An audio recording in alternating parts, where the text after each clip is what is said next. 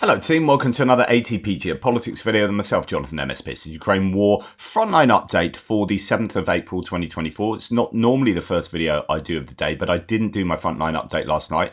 I had a rare excursion to the pub to talk philosophy and politics with some friends, and got back and then did my mapping till about 1 o'clock at night and thought, no, I won't do a video now. It will be gibberish. So this is what would have been gibberish. This is the Frontline update. If you don't know what the lines on my map mean, please check out the key on the video at the moment. Pause the video.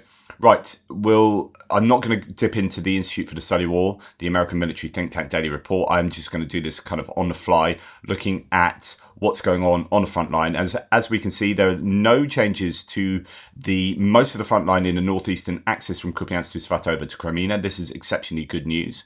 And even better news for the Ukrainians is that there are some positive movements as far as Suryat maps, the pro-Russian mapper, is concerned, in the northern part of the salient towards Terny and Torska, west of Crimea. So this is really good news. It could well be, let's go and see what Suryat map says. It's not always what they say happens. Sometimes it's a rejigging that they dress up as a Ukrainian counterattack, although the Ukrainians have been counterattacking in this area. Situation north of Donetsk, rumours that the Russian troops managed to enter Terny were totally false. In fact, the axis from which the Russian army had supposedly entered was an axis on which they were already retreating. After an unsuccessful attack, the Ukrainian army launched its counterattack and regained lost positions in some previously grey areas there. So you can see that's what we're talking about here.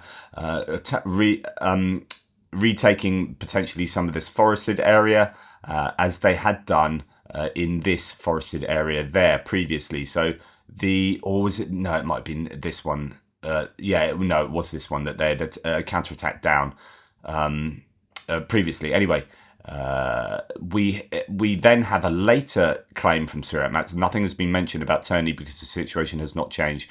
Nothing has happened, only within social media. So I don't know what that's a reaction to. Might be the claim that, I don't know, the Ukrainians have made further gains. I don't know. But nonetheless, good news there for the Ukrainians, considering there are a number of places elsewhere on the front line where there's quite a bit of change, basically. I made quite a lot of mapping changes last night. So there's quite a bit to talk about. As we come down further past the Seversk front line, no changes there, which is good news. There's been, if you remember, quite a bit of activity around the Vasily area up this railway track over the last week or so. But then we come down to Bakhmut and see that there is quite a bit of change in the both Avdiivka area and also up towards Avdiivka along this road and next to this wooded area at the very edge of Chasiv Yar.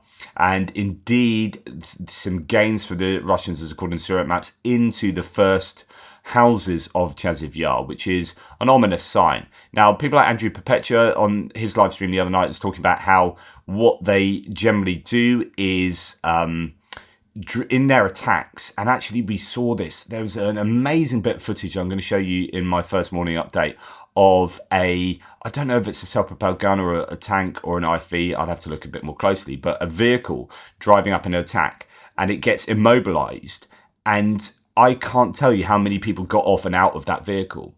So each of these vehicles appear to be sometimes containing sort of 15 to 20 people. Now, the idea of these attacks, when they attack in columns of, like, at the moment, probably 5 or 6 vehicles up these roads, what they are doing is not really using the vehicles as attacking, they're not using them as tanks or as infantry fighting vehicles to hammer the enemy positions. They're using them basically as taxis. The main goal appears to be trying to get as many people forward as possible and dropped off into certain tree lines or certain positions. And here it appears that this wooded area just to the, I guess, northeast of Chasiv Yar, and arguably down here by Avdiivka, they're looking to do the same in other areas. They want to get control of these wooded areas to then use them as a platform. Is a lot more difficult for the Ukrainians to attrit individual troops in places like a wood than it is to take out columns of Russian vehicles. So if the columns can drop the troops off, then the warfare becomes attritional, and that then works in favour of the Russians. They want obviously the Ukrainians to lose as many troops as possible. The Ukrainians are not going to lose troops with a column of vehicles driving towards a position. It's generally not an offensive thing. The end goal is dropping those troops off so that they then can become attritional on the Ukrainian forces. And doing so in wooded areas is of a much greater advantage because there's lots of cover and it's very difficult to do man-on-man fighting in those situations. So I think there's going to be a focus on the Russians to drop troops off in this wooded area, and Andrew Perpetua thinks also somewhere down south, possibly in this wooded area down here, and then they might have some eventual pincer movement on Chasiv Yar, whilst also I assume trying to go through the buildings as well. That too becomes attritional for the defenders. All of this is obviously expensive for the attacking force, but they have calculated that is fine for them. They're willing to take that. If we look at some of the sources for Bakhmut, Chasiv Yar remains under our control, says the Ukrainian commander-in-chief, Syrsky. This situation is difficult, but all the enemy's attempts to break through to the settlement have failed.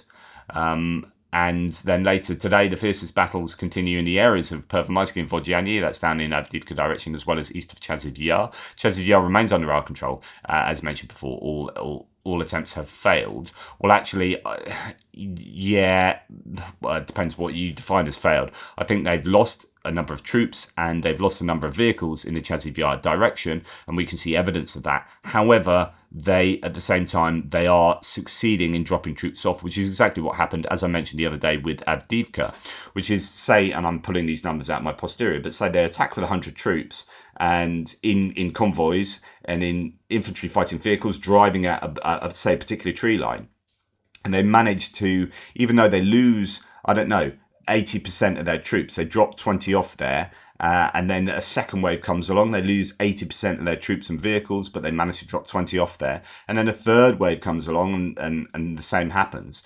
The end result is they've got 60 troops controlling that tree line, and that, as mentioned, that's a calculation they're willing to make and take. So I think that's what's happening in the Chasiv Yar area, even though they are losing all sorts of equipment. A view of the exit from Avdiivka here toward Chasiv Yar, surrounded by destroyed Russian equipment.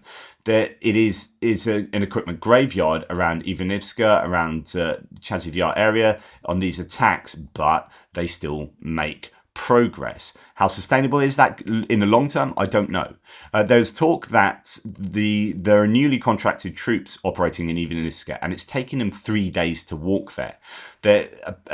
Apparently, it is just really difficult conditions for the Russians, and it's not ideal. And people don't actually actively want to go to Avdiivka on either side. It's a bit of a kill box, but very difficult conditions for the Russians if they're not getting a lift on these columns that they end up have a high probability of getting hammered. Then they're walking very long distances in difficult conditions and having to stop and taking fire and all sorts. So yeah, the idea was that it's really difficult around here, and they're having to walk. I don't know from exactly where, but they're often having to walk all the way to Avdiivka, which means you're going to get there very low morale, exhausted, and generally fed up. Now, looking at Andrew Perpetua's map himself, this is Avdiivka down here, and this is Chasiv Yar, and the attack towards Chasiv Yar along that road. If we just look at the different days of what's been happening, you can get a sense of what's been going on. So not a lot going on there on the 3rd, and then the 4th. Look at that. Okay, so these are all destroyed Ukrainian vehicles or attempted hits and shelling situations. So Ukrainian shelling and so multiple launch rocket shelling. This is activity right along this road, and then fights up here, Russian assaults. and then shelling, and then vehicles damaged, and so a whole selection of different things going on. But just gives you a pattern of what's happening. And then the very next day, which was yesterday, this is the situation. So now there's no more Ukrainian shelling of the Russians attacking. They're not attacking there by the looks of it, but they seem to be in this, or attacking this general area, the Russians, because the Russians are then hammering the Ukrainian lines with, what is this? Aviation, Russian unguided shelling there, unguided shelling. So I don't know if that is, not sure what he means by that, whether that's aviation, airstrike there going on. So there's definitely at least airstrikes happening. Just want to remove that. Unguided shelling, fire caused by shelling, Russian shelling. So both aviation and shelling in general, absolutely hammering this area where the Ukrainians are fighting the Russians. And then it looks up here as well. So the Ukrainians being hit there by the Russians.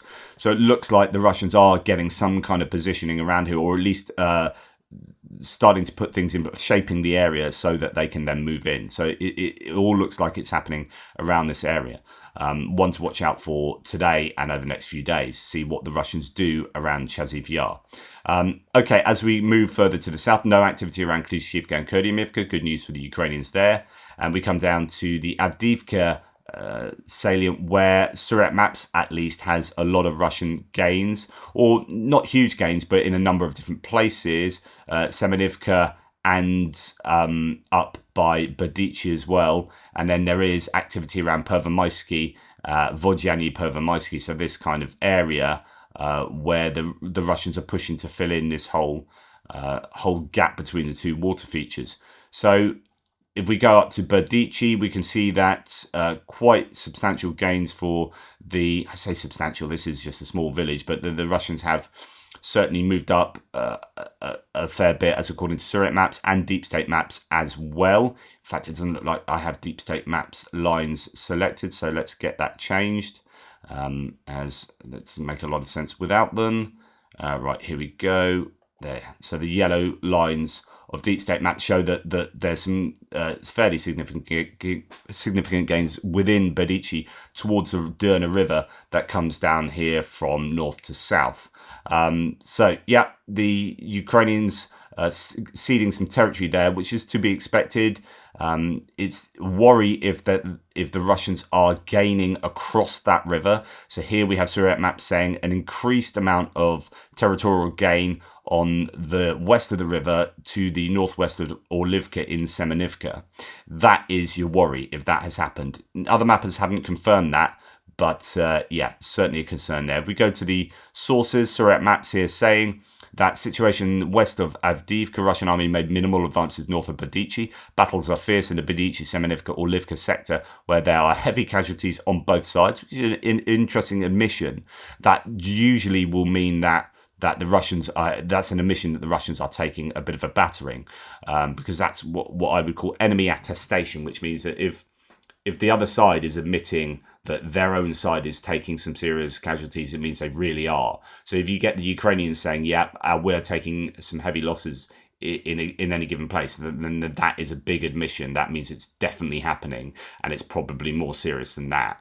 So I would assume that this is, and it probably is for both sides, but just it's interesting the Russians are admitting that about their own casualties there. And then another one, the Russian army made minimal gains, advances in the southern part of Semenivka. Meanwhile, Russian forces made small advances west of Vodyany. Although that's not changed on my map, that was another one from yesterday that I think had already been changed. But just to show you that, essentially all along this whole sector, there is fierce fighting as the Russians are trying to push forward. How far they go, I don't know. It's going to be interesting to see where the Ukrainians dig in and try and stop them in this general area south of Umansky and north of Netailove. or whether they'll just let the Russians take the whole of that right up to the water features. So we'll have to watch out for that one. Then as we come down, we can see further to the south around Krasnohorivka. I think this is pretty interesting. Actually, let's go to null reports about Badichi first. Geolocated footage shows Russian advances and presence more north into Badichi. It looks like Ukrainian forces have established themselves west of the settlement, while Russian infantry groups managed to get inside. Full Russian control is too preliminary to say. To be honest, I wouldn't worry too much about that. It's all about the river there. And as I said, if they no reports admits that they are west of the river in Semenivka, and that, as I say, is that's your big concern. This isn't, I don't think, so much a concern. It's if they can get north of the start of the river, the source of the river, and then come down on a high ground from the north. That's your worry. Anyway, that's what null reports has to say. Now going to Krasnohorivka, I think this is pretty significant if the Ukrainians are having some success in pushing the Russians back here. After several weeks of fighting, the Russian army failed in its attempt to consolidate in the area south of Krasnohorivka and retreated to the outskirts from where it attacked the Ukrainian army positions inside the city. In the last 2 days, Russian troops have begun to press from the railway line in an area with better cover but more heavily fortified than the south. Sometimes admissions like this are that they got the mapping wrong in the first place. I don't know whether this is a genuine sort of Ukrainian counterattack, or considering the other mappers didn't have the gains up here, I think this is, again, the case of the Russians attacked, probably were repelled initially, and then there is now evidence that probably with Russian shelling of these areas, that the Ukrainians are in control of these areas, and so Surek Maps then brings out the rhetoric of, oh yeah, they didn't consolidate the gains. Yeah, they just drove there, got hammered, and then retreated initially, and you change the mapping straight away. So that's probably what's happening in Krasnohorivka. But the conclusion is pretty positive for the Ukrainians in that the Russians haven't managed to get a foothold within the town of Krasnohorivka, and are still to the south of it. And there is still that buffer zone. So that's really good news for the Ukrainians there. Down in Novomykhailivka, it's looking more challenging, and this is I think the writing's on the wall for Novomykhailivka, and that will be a real challenge for the Ukrainians, because then it's next stop Konstantinivka, and then this road coming down from Pobyeda all the way to Vuhledar is under threat. So worrying stuff in Novomykhailivka is how long, I guess, the Ukrainians can keep the Russians at bay there. Surek Map says during the last 3 days, Russian army captured half of Mashino-Stroitel, Dachas north of Novomykhailivka. In addition, the Russian forces began new attacks south of the locality towards the trench system. Due to the pressure of the Ukrainian army, they began the withdrawal from new parts of the centre, which was also taken by Russian troops. Only 30% of Novomykhailivka remains under Ukrainian control, says Surek Maps. So take that with a pinch of salt, but I imagine it's pretty much, if it hasn't happened already, then it will be happening. The Ukrainians are definitely under a lot of pressure there, and I think that's a fairly sensible place for the Russians to be attacking. I think this is, as I said previously, if I was to be offensive, as in if I was a Russian general as wanting to go on the offensive and do some offensively minded maneuvers, I'd be attacking here more than anywhere. And if I was trying to be a little bit defensive, I'd be attacking up in Terny to try and then take territory right up to the Zherebets River and then use that as a defensive line. So that's if I was defensively minded, I would take that area. They failed to do that for various reasons. I don't know whether it's incompetence or just it's very difficult in the age of drones and artillery to just move anywhere successfully. But they are doing that in these urban areas like Novomykhailivka in particular. Right, then we move on. Let's just see if there's another source I haven't dipped into. So this is no report saying geolocated footage shows further advances inside the settlement. That's Novomykhailivka, while controlling more areas north of it, mainly due to positions which couldn't be held by Ukrainians anymore. Russians took over these positions uncontested. So that's what's happening there. And then when we move down to the Velika Novosilka sector, there are some gains here. I don't know why that's there, 0.36, don't know what that means. But anyway, a couple of deep state map changes in favour of the Ukrainians, just sort of south west of Staromorsk in the Velika Novosilka salient. I don't know what that means, whether it's just a rejigging or a counterattack by the Ukrainians, but nonetheless, I guess good news for the Ukrainians there. And then on the other hand, Surat Maps has the Russians advancing a wee bit in the Robotina area just north of Verbove. Let's see what we have. Yeah, so here we have Surat Map saying during the last 6 days, Russian army put pressure on the Ukrainian army along the axis northwest of Verbove, where the troops make some advances. And that's pretty much that for the front line. I have seen some footage today of Ukrainian POWs being basically murdered, assassinated. Well, I don't know what you want to call it. It's a war crime. So some crinky POWs, Ukrainian POWs with blue bands around their helmets and whatnot, just being shot to death. Another war crime, just to remind you who we are dealing with and what the Russians appear to be like. Okay, that is the frontline update. You can see there's a real mixed bag yesterday. This is effectively yesterday's frontline update. There is some, I guess, some good news for the Ukrainians, or at least not bad news in a number of places where the Russians are not making subsequent gains after previous ones, and then there are areas where the Russians are putting a lot of pressure on. So Chasiv Yar and Novomykhailivka are the two areas. Yes, they're making advances in Avdiivka. I'm not overly worried about those, apart from maybe that little bit across the river at Semenivka. But I think that the Ukrainians have got much greater fortifications built further back. So even though this river offers good natural topographic defence, and you've got higher ground here, I don't think it's their main defence. I think their main defences are built further back towards Pokrovsk. But I am more worried about Novomykhailivka and obviously Chasiv Yar. Chasiv Yar will fall at some point, say most people. I guess, a question of how and when. Right, thanks for watching. Please like, subscribe and share. Take care. Speak to you soon. Toodle pips.